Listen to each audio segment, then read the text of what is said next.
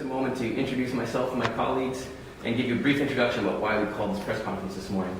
We have Beth Meyer from Bayfield County Board, Richard Kettering from the Ashland City Council, Mayor Larry McDonald from the City of Bayfield, Mayor Bill Whalen from the City of Ashland, Carl Dorsch, Ashland City Council, Kelly Westland, Ashland City Council, and myself, Scott Griffiths, the Mayor of the City of Washburn. The reason that we asked you to come here today is first, we'd like to dispel some of the common misconceptions regarding the legislation and the state of the North. One of the common misconceptions that we want to be sure that we can clear up today is that we are poor and desperate.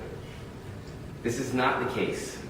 We have some of the highest quality of life of anyone in the state of Wisconsin.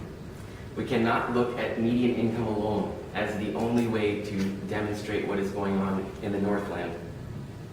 We have our troubles, but there is solid scientific studies that demonstrate that the extractive industries are not the way to solve our problems. Another ride on the boom-bust cycle is not going to solve the long-term economic challenges of our region. I have much loftier visions for the vitality and prosperity of my region. A second misconception that we'd like to address is that the only people that oppose the legislation, SB1 and AB1, are the environmental extremists and the Bad River Ojibwe. This is absolutely not the case. We here as the elected officials of northern Wisconsin stand here to let you know today that we also oppose AB1, SB1 as written and stand with the Bad River Band of Chippewa to oppose that legislation. The third misconception is that while much of the press and the rhetoric regarding AB1 and SB1 may lead you to believe that this mining legislation will affect small rural communities in the north, we are here to tell you that this is a statewide issue. This legislation, if passed, sets a dangerous precedent. It demonstrates that an out-of-state company can come in and set the rules to maximize their profits and minimize their liabilities. Today, it may be the Penokee Hills. Tomorrow, it may be the Baraboo Bluffs. This mining legislation affects the entire state of Wisconsin, and the Penokee Hills are not the only place in this state where there are minerals to mine. Please keep that in mind.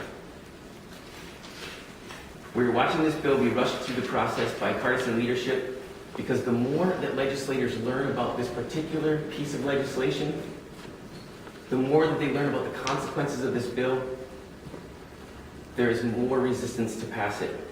And so we are watching the leadership trying to rush this process, and we are standing here today to reach out to the senators and the assembly people, the representatives that have historically stood for strong environmental protection, for strong local control, and most importantly today we are reaching out to the representatives and the senators who are willing to stand up to ensure that the process produces the most well-crafted legislation possible. The mining that is being proposed in northern Wisconsin, the minerals that are there will be in the ground until they're removed. There's plenty of time. There's plenty of time to wait and craft this legislation properly.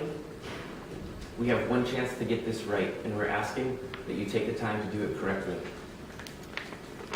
There's a couple specific points on the legislation that I'd like to address before I pass this on to my colleagues.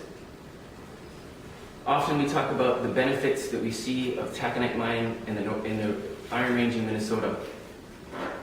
At the same time, this legislation does not provide those same protections, and it does not provide those same economic benefits to the local communities.